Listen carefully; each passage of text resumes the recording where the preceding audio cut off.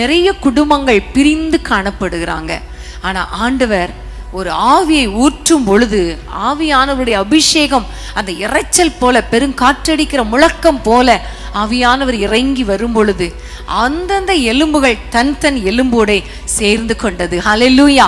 பிரிந்து கிடக்கிற குடும்பங்களை எல்லாம் இணைப்பேன் என்று சொல்லி ஒரு எண்ணத்தை உண்டாக்கினார். அது மாத்திரமல்ல, ஒவ்வொரு மனுஷனுடைய விலா எலும்பிலிருந்து தான் ஒரு ஏற்ற துணையை கர்த்தர் உருவாக்கினார் இல்லையா?